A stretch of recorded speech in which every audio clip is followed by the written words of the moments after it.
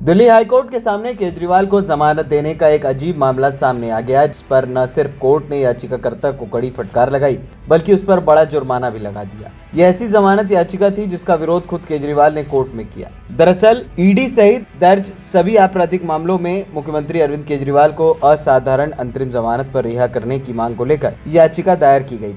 सोमवार को इस पर सुनवाई करते हुए दिल्ली हाईकोर्ट ने 75,000 का जुर्माना लगाकर इसे खारिज कर दिया। याचिका के आधार पर गंभीर टिप्पणियां करते हुए कार्यवाहक मुख्य न्यायाधीश मनमोहन और न्यायमूर्ति मनमीत प्रीतम सिंह अरोड़ा की पीठ ने कहा कि अदालत आपराधिक मामलों में केवल इसलिए असाधारण अंतरिम जमानत नहीं दे सकती क्योंकि इसमें शामिल व्यक्ति उच्च पद पर है। कानून के समक्ष हर कोई समान है।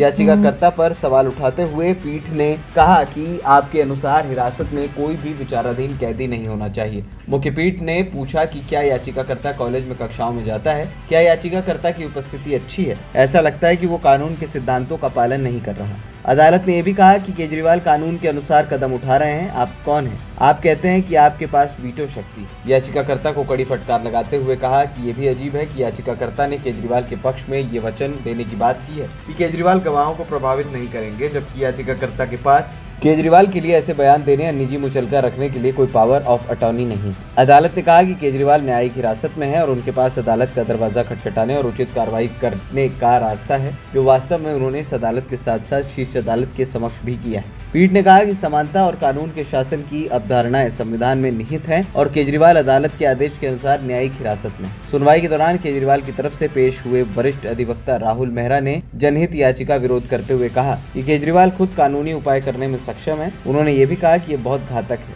ये एक प्रचार याचिका है और याचिकाकर्ता का इस मामले को उठाने का कोई आधार नहीं है। मेहरा ने तर्क दिया कि याचिकाकर्ता के पिता एक राजनीतिक दल के प्रमुख थे और ये याचिका राजनीति से प्रेरित है। याचिकाकर्ता के वकील ने यह भी कहा कि दिल्ली सरकार में प्रमुख की अनुपलब्धता के कारण निर्णय लेने में बाधा आ रही है और इसलिए केजरीवाल को रिहा किया जाना चाहिए। इस पर पीठ ने कहा कि केजरीवाल गिरफ्तारी के बावजूद मुख्यमंत्री बने रहने पर अदालत पहले ही अपनी राय दे चुकी है और ये मामला कार्यपालिका के अधिकार क्षेत्र में आता है। एएनपी टाइम्स की रिपोर्ट।